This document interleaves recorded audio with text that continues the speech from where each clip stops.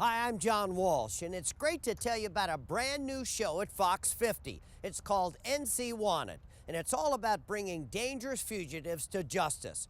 While we're putting some of the bad guys away in the national spotlight, NC Wanted will target major cases happening in North Carolina. This is a terrific partnership with Fox 50, and it needs your support. Remember, you can make a difference, and thanks a lot for watching. Due to mature content, viewer discretion is advised. The next door neighbor came and told me that they believe Brittany had been kidnapped. We have recovered the body of Brittany. A little girl who was 5 years old who did not get an opportunity to live her life. Her life was just starting. He's just a devil turned back on earth. That's all I can say. I've got this picture of some monster who preys on children.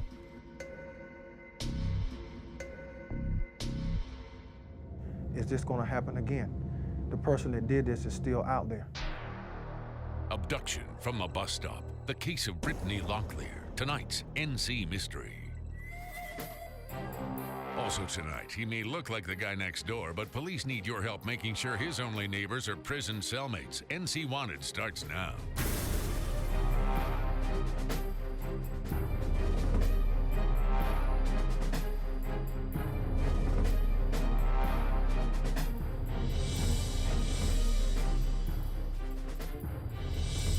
Good evening, I'm Gerald Owens. Welcome to the first edition of NC Wanted.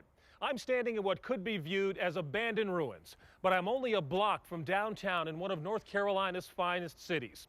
This could be Raleigh, Fayetteville, Durham, or Rocky Mount. The point is, despite living in a state of prosperity, we exist with a disconnect within our own communities. Every day we see people flee the big cities to move here, to raise their children, settle down, and enjoy a better quality of life. Our area ranks among the best in the country for business, higher education, families, even single adults. But with all this good, we also face a dark side. More population has brought us more crime. North Carolina is considered one of the country's top distribution states for illegal drugs. Gang culture has permeated our schools right down to the elementary level. Our prisons have become default institutions for the mentally ill. And for whatever reason, we've served as the reluctant host to an incredible number of crimes in the national spotlight. So does this mean the sky is falling on North Carolina? Certainly not. But it does mean we can at least fight to preserve the quality of life we hold so dear. So tonight, we begin our weekly journey of profiling the area's most wanted fugitives. Week to week, we'll also give you a fresh look at local cold cases that have stumped our investigators for years. And we'll take on the North Carolina criminal justice system, which we believe is in need of reform. All right, let's get started. Tonight, local police need your tips to help capture a fugitive with strong ties to the Lewisburg area. He may look like the guy next door, but police say you shouldn't go anywhere near him. His name is Nathan Randall Pettigrew, and he's wanted on a string of charges, including statutory rape, first-degree kidnapping, and assault with a deadly weapon with intent to kill. It's another dog day of summer in Raleigh, but by nightfall, things are about to get even hotter. Police say on the evening of August 2nd, 2005, Nathan Pettigrew convinces a former girlfriend to pick him up near the intersection of Capitol Boulevard and Old Wake Forest Road. What the woman doesn't know is that Pettigrew has just been indicted on charges of statutory rape and taking indecent liberties with a minor. And things go wrong in a hurry for this woman as Pettigrew pulls a knife and orders her to drive. Now! At this point, police say it's not clear if Pettigrew has a destination in mind or if he's biding time to do something else. And you listen to me and don't try anything. What is clear is this is the ride from hell for this 19-year-old hostage. During the ordeal, Pettigrew rages and breaks off her rearview mirror and throws her cell phone out the window. He steals valuables from her purse. It isn't long before Pettigrew and his hostage reach the intersection of Peace and St. Mary's Streets. This is where police tell us the woman makes a desperate attempt to escape. But Pettigrew chases her down, forces her back into the vehicle at knife point, and orders her to keep driving. Listen, just keep going. In just a few blocks, the woman sees what could be her last chance to be visible in a public place. She steers the vehicle into the parking lot of a Peace Street convenience store. Pettigrew tries to restrain her, grabbing her blouse and slashing her with his knife. Somehow, she manages to pull free and flees inside the store where witnesses are now calling 911. Police tell us this is when Pettigrew gives up and runs away. And this is the last time anyone reports seeing him in the immediate area.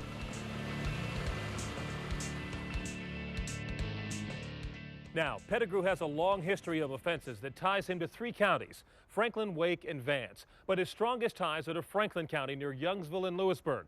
Police tell us Pettigrew's party boy appearance allows him to blend in. They say he loves to hit the nightclubs and has an unusual fetish for what are called strawberry blunts. If you think you know the whereabouts of Nathan Randall Pettigrew, call us right now at 1-866-43-WANTED or log on to our website at ncwanted.com. Remember, you can remain anonymous. Now, let's turn our attention to someone who could be considered tonight's public enemy number 1. His name is Gary Parham Jr. He's been charged with multiple rapes and murder, and he has ties to the Fayetteville area. He should be considered extremely dangerous to anyone he encounters, especially women. Police say this guy is as vicious and despicable as they come. At 6'1" and over 200 pounds, investigators say Gary Parham Jr. is a menacing presence. His MO is to prey on women when they least expect it. It's August 5th, 1998. In an area near Washington, D.C., a 29-year-old woman returns to her apartment happy about her recent engagement. She's the single parent of 2 children, so things are looking up. But this poor woman has no idea this is the last hour of her life. That's because Parham has just chosen her as his target of opportunity. Okay. After talking his way inside, Parham turns violent and forces her into her bedroom to begin his sexual assault. But this woman has no intentions of ever letting Parham have his way. She fights him with a ferocity that stuns him. The battle moves through the apartment. The woman fights valiantly, but Parham stabs her more than 30 times. She finally succumbs to her mortal wounds, and Parham is able to escape without being noticed. Now, fast forward to 2005. 7 years later, Gary Parham Jr. is in prison for an unrelated crime. A sample of his DNA is taken. To the surprise of police, a match comes back, placing Parham at the scene of the woman's murder. It would be her last revenge. By injuring Parham, the brave woman ensured the best witness had remained alive and well, and that would be Parham's own DNA. But just days before the DNA match is confirmed, Parham is released on parole. He gets wind of his good fortune and taunts police by phone, telling them they will never find him. Now he knows he's a marked man. Investigators believe he flees the D.C. area to return to his native North Carolina. Now, this is just the tip of the iceberg.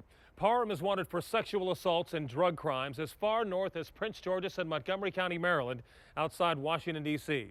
Tonight, investigators believe he may be hiding out with his mother, who frequently changes her address and is hard to track. Parham has been linked to the Fayetteville area, New Bern, and Winterville. He has green eyes, which should be easy to spot. He tends to wear his hair in cornrows, but may also be sporting an afro. He uses aliases, including Junie, Green Eyes, Gary Brown, Rashawn Parham, or his brother's name, Stephen Parham. His father, Gary Parham Sr., has his own extensive record of writing worthless checks in the Cumberland County area. If you think you know the whereabouts of Gary Parham Jr., call our hotline right now at 1-866-43-WANTED. This guy is extremely dangerous and must be stopped. You can do it. Call us right now or log on to our website at ncwanted.com. You can remain anonymous. Now, stay tuned. There is more ahead. Coming up, a 5-year-old from Hope County was waiting for her school bus when she was abducted, raped, and murdered. Now you can help solve the tragic case of Brittany Locklear. Tonight's NC Mystery is next.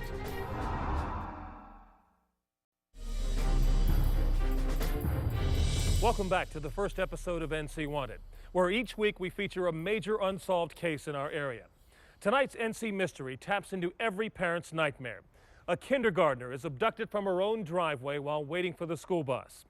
Over the years, this case has created an outcry so large, it's generated nearly 3,000 leads. Tonight, the case remains unsolved, and you have a chance to make something happen.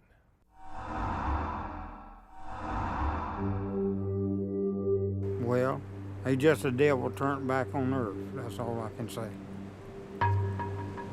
Just a devil turned loose on earth to do something like that. If the devil were to return to Earth, January 1998, Ryan McBride Road near Rayford would have been his playground.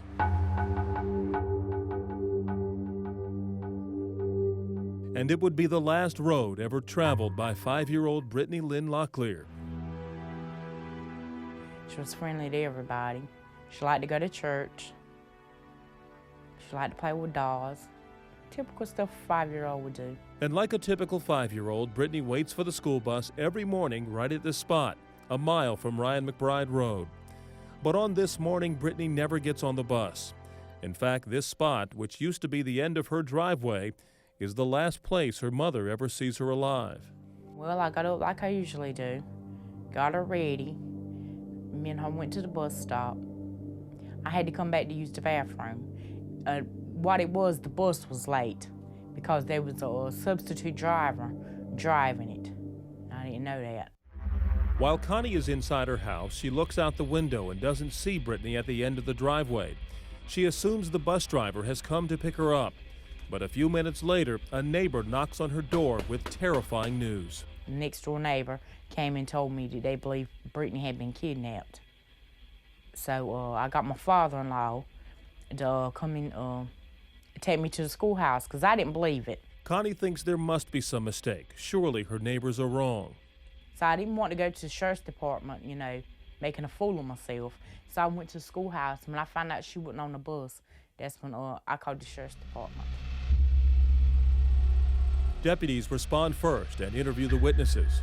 It was a family of 4 that lived in a trailer, like I said, about 600 yards down from Brittany's house. Their view was from the front door, and of course it was hampered by one, very early in the morning darkness, and the fact that it was very overcast and fixing to rain.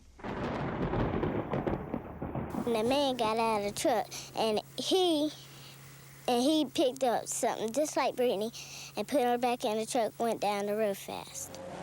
The highest alert goes out to all police officers. Find the brown truck.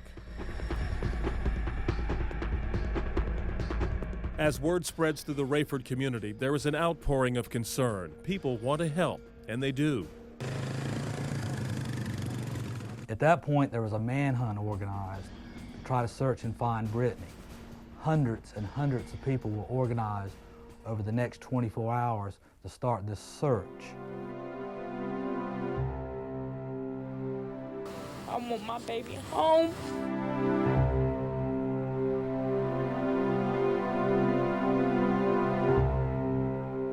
Within hours of the kidnapping, the first piece of hard evidence is found, and the discovery foreshadows the grim news. The first thing they found was her book sack. Deputies found her book bag and some of her clothes in the woods 3 miles from her house. At 1:30 p.m. the next day, the search comes to a tragic conclusion. It's sad news that I bring. We have recovered the body of Brittany. I was hoping that it would be a life body, but it's a lifeless body.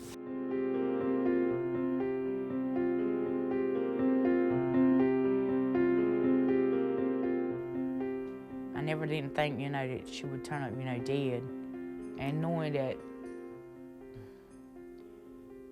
when it was happening to her, she was probably hollering for her mama and I couldn't help her. And it really hurts. The young girl had been raped, drowned, and discarded in a drainage ditch 3 miles from her house. Because of where she was left, it was hard to say when she was murdered. It could have happened just moments after she was abducted. It could have happened while the community searched. A community which had come out in force to search for the little girl will turn its attention to finding her killer.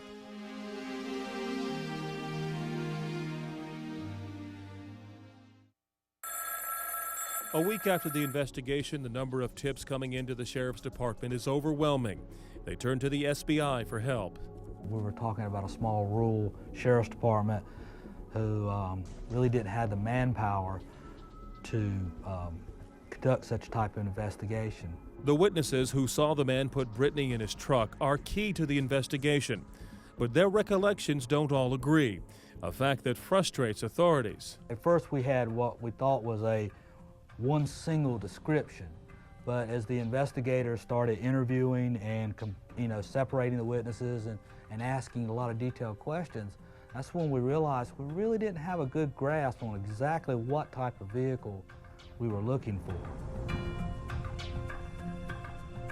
The confusion over the suspect's vehicle has cost the investigation valuable time. Officials are about to regroup. Little do they know, they are also about to get their big break.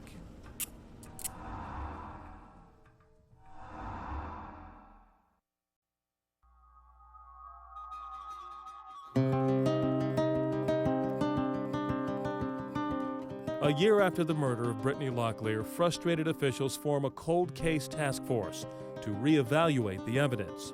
So what we did, we started the whole entire investigation over, re-interviewed people, looked at case files all over again. That's what we're actually doing right now. It's taking us to this point.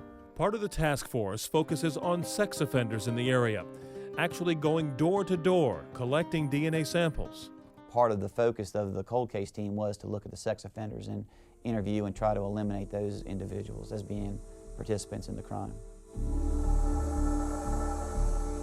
In 2003, investigators finally get their break. A Fort Bragg soldier who lived in the area at the time of the murder is facing a charge of bank robbery in a separate crime. Police find pictures of Brittany in his locker, and there are unconfirmed reports he helped in the search. At the time, that was a very strong suspect. The community of Rayford held its breath. Could this man be Brittany's killer? I think right now it's safe to say that at that time when we took a good look at him, it did not pan out. Had we excluded him totally? No. But long before that suspect is brought in, investigators decide they need to rule out members of Brittany's family. James Stevens, which is my father-in-law, and Charles Ronald Chavis, which is my husband. We were almost three out of my family and his family that ever had to take a lie detector test. Well, Sheriff Davis, when he was sheriff, he tried to make me tell him I was the one hurt that baby, and God knows I ain't never hurt no baby. I mean, he insisted down on me, trying to make me tell him I hurt the baby, but I didn't. But investigators continue to wrestle with the question, did Brittany know her killer? According to the witnesses, basically the vehicle pulls up, and it wasn't like they jerked or grabbed her, so to speak, from what we're being told. That's why we feel that she was very much familiar with the person that she went with. Criminal psychologists say it was a person who acted on impulse, unable to control his behavior. It's what we call a disorganized crime scene, and they tend to be very impulsive and probably have a record. Probably they have lived or they have some reason to be in that general area. I've got this picture of some monster who preys on children. And this monster came out when they kidnapped Brittany. What I see in the suspect is someone, first of all, that can get close to the child. I see the suspect as someone that would know the area over there. But it just goes back to the one thing. The person that did this, I feel like is someone that knew this child very well. And there's a reason why I keep saying that.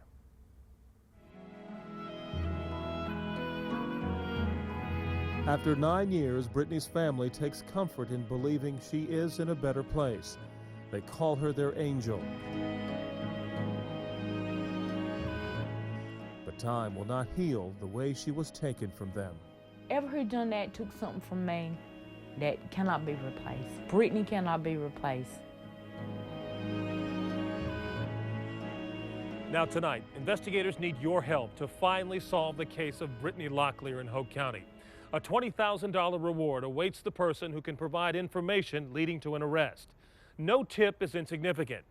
It's difficult to keep such a dark secret, so someone involved may have talked about it. If you know something about the murder of Brittany Locklear, call us right now at 1-866-43-WANTED. That's 1-866-439-2683. Or log on to ncwanted.com and report your tip online. As always, you can remain anonymous. Now, in just a moment, we'll recap tonight's cases. But first, we want to introduce you to Chief District Court Judge Elaine Bushfan and her first installment of From the Bench. The judiciary is the one branch where elected officials have the most direct impact on individuals. Judges are up front, in your face. They're in your homes, and they're in your pocketbooks. We sentence one at a time, but yet most people don't know they're judges. Along with judges, there's a team of people who make it all happen.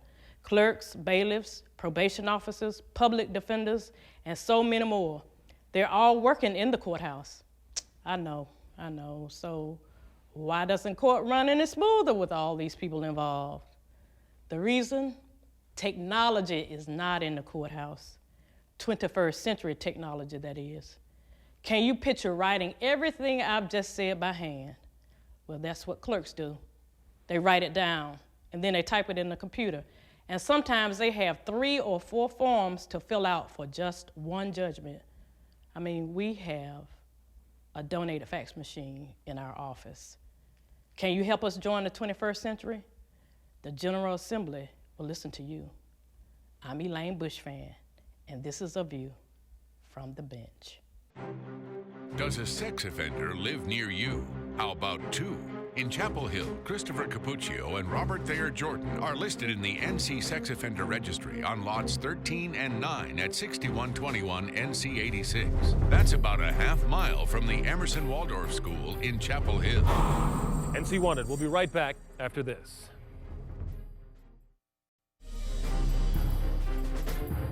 Now, let's review tonight's cases. First, his looks help him blend into the crowd, but police say Nathan Randall Pettigrew is no choir boy. He's wanted by police in Raleigh and Youngsville for charges including first-degree kidnapping, assault with a deadly weapon, and statutory rape. Next is Gary Parham, Jr. He's wanted in several states for rape and murder. Detectives believe he may be hiding in the Fayetteville area where he has family ties, or moving about in Rocky Mount or Winterville. Parham has unmistakable green eyes. And finally, tonight's NC Mystery, the murder of Brittany Locklear, the 5-year-old girl from Hoke County. Investigators and psychologists believe the suspect may be either familiar with the family or very familiar with the Rayford area. If you know anything about these cases, call us now at 1-866-43-WANTED or log on to ncwanted.com. Our website and phone lines are open 24/7, day or night. We'll be back next week to tell you about more fugitives and another NC Mystery. Together we can fight to protect the quality of life we hold so dear in North Carolina. I'm Gerald Owens. Thanks for watching. Good night.